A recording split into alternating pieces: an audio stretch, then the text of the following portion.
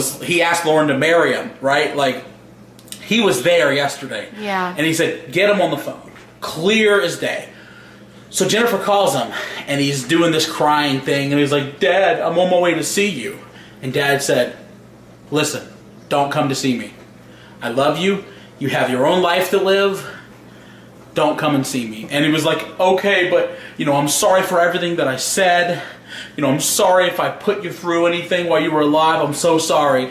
And it was, I thought, kind of a real moment. Yeah. It was like, okay, he was able to get that closure at least on the phone because Dad doesn't want to see you. And Dad was like, okay, I love you. Goodbye. And I thought, I was like, okay, at least he got to do that. I wanted Dad to change his mind and let him come and visit. But it's not my decision. After we asked about him, I said, hey, what about Tina? You guys remember Tina? We have our problems, right? We do. Things went to court, right? Things got serious. But that's, again, not my decision. He said yes, he wanted to see Tina. So yesterday, Tina came down to the hospital, and we all ate lunch together, and we all hung out and joked and laughed with Grandpa, and it was actually a really good visit. It was. And if it was up to me, I would have said maybe not. But it's not up to me. It's up to him. Yes. So he said yes to her and no to him. And that blew him up, dude. He did not like that. So my brother used that as an excuse to get wasted and blow up on Facebook about our whole family last night. And it was a big explosion, you guys. He was so angry. So angry that he's trying to say that he was hacked, which is what he does. Yeah. He's always hacked. It's always someone else. It's always me. He got hacked. No, what you said was one of the most horrible things you said yet. After your dad told you no, you posted on your Facebook account you couldn't wait for him to die. And that's where I was like, it's disgusting. He's out of my life forever. It's disgusting. It's absolutely disgusting.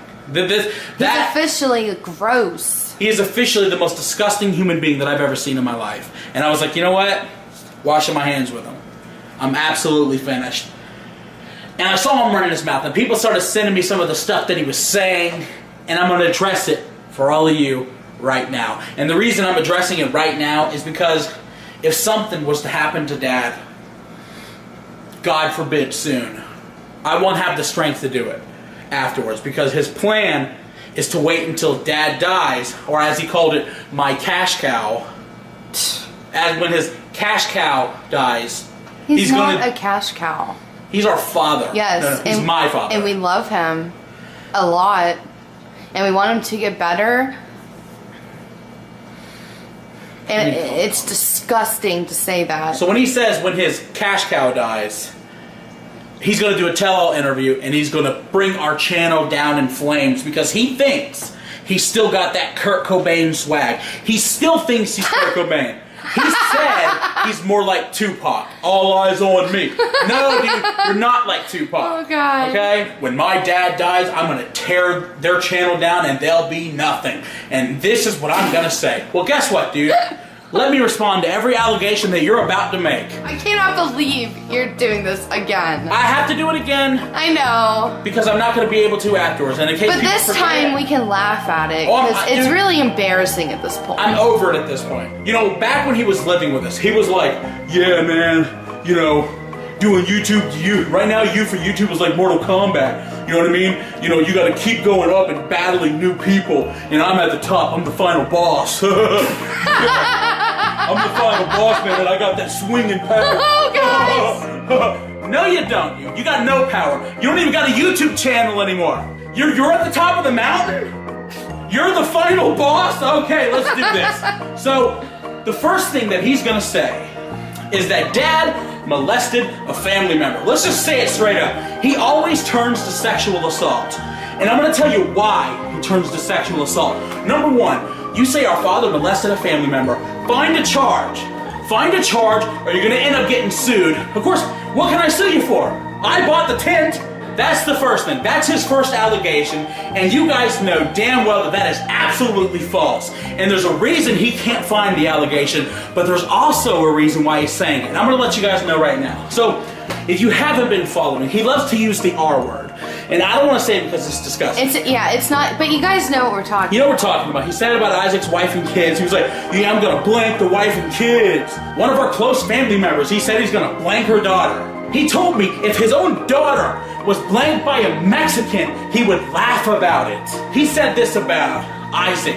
He said this about family. He said this about friends. Why does he always turn to sexual assault? Why does he always turn to, and the reason he's doing it is because he was accused of it by his own sisters. You can't turn and make everyone think it's everybody else so they forget that you were accused. Me and your sister cried together last night, not just about your father, but about what you did to her. What she says you did to her is so vile that I can't repeat it.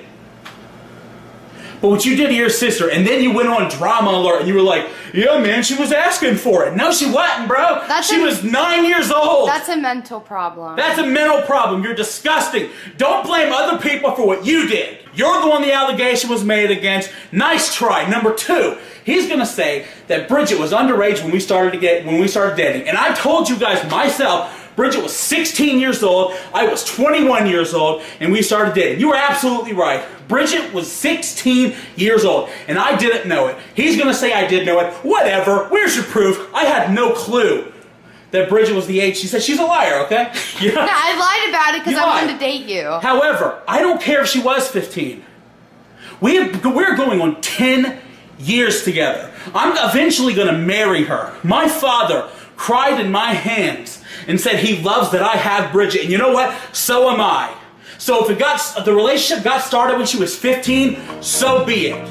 It was 16. She's the love of my life. I'm going to marry her one day, and you have nobody. Allegation number 3, that we have paid homeless people. Okay, he said we paid homeless people to fight each other on the streets. Okay. What? You saw that on the internet in 2001. It was called bum fights. Okay, nice try. Number 4, that I had a relationship with Bella. I think that he forgot he accused Bridget of having a relationship with Clyde. What? Yes, he thinks we were both having a concubine situation with our animals. That's disgusting, Okay. Michael. There's so many He baseless. said that. Oh, he said it. There's so many baseless allegations that I'm just going to go to the last one, and the one that makes me the angriest. He said that I shoved my father in a trailer and bought myself a mansion. And I've seen other people say that too, which is why I wanted to save that for last. One thing we've never talked about on YouTube Is money. is money. And there's a very good reason for it. Number 1, Dad doesn't want people to know he makes money. Okay? Dad is an old type, fashioned type of guy where he thinks if people smell money, they're going to come looking for it. And he doesn't want no one to know that he makes any. He is definitely He's right about that. He thinks people are going to be like, oh man, can I have a little bit of money? And in my brother's case, he's probably right. Yeah. So he didn't want anybody to know money that he was making, money that was coming in or going out. Guys, I'm here to let you know. Once a month, YouTube pays out. And every month, I take half of that money. At first I put up a little bit for taxes because you got to pay taxes on YouTube. Then I take half of it and I put it in a savings account. And then I take half and I give it to Dad. Every month. Every month. And that's because of you guys. Through you guys. My dad, if something happens, and I don't want to think about that, the last years of his life, he didn't have to spend in poverty because of you guys. For watching the videos and the vlogs, and that I can't thank you enough for. He didn't spend it in poverty, and I was so happy about that. So I took my half, I give him half, I take my half, and I save up $125,000. And I take it, and I bought him a house with my part of the money. I took my part of the money, and I bought him his dream car. I pay his bills. I buy his food so he doesn't have to worry about anything, and he hasn't for the last 4 years. He hasn't had to worry about a bill. He hasn't had to worry about food. He hasn't had to worry about paying the rent because he owns his house and he owns his vehicles because I bought it for him. And you've done nothing except be a thorn in his side and make accusations about him and make him fear that that money that he gets that keeps him protected is going to disappear. He's like, oh God, you can say anything on the internet and get away with it. He's going to cause my livelihood to end. And I'm so upset that last year of his life, he had to fear that. Me too. And I said, Dad, I got savings. I got money put away. He can't take nothing from you. You are set for the rest of your life. And he absolutely is. So I took my half and I bought him a house. Then I took what I saved for me and I put it down on this house. Am I not allowed to buy myself something? This house isn't paid off. I'm going to be paying for this house for the rest of my life.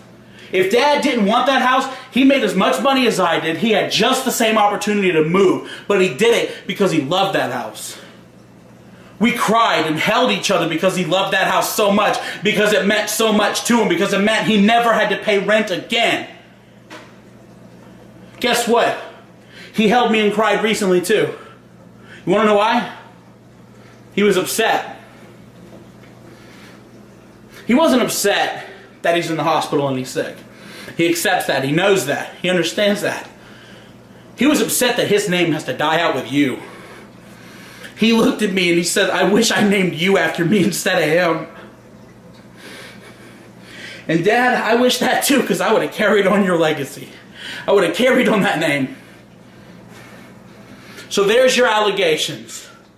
Your father is a molester. Find the proof. Bridget was 14, 13, however you want to say. Find the proof. I was probably 10 or something. It doesn't matter what he said. I have a relationship with my dog. Prove it. We film homeless people fight. Prove it.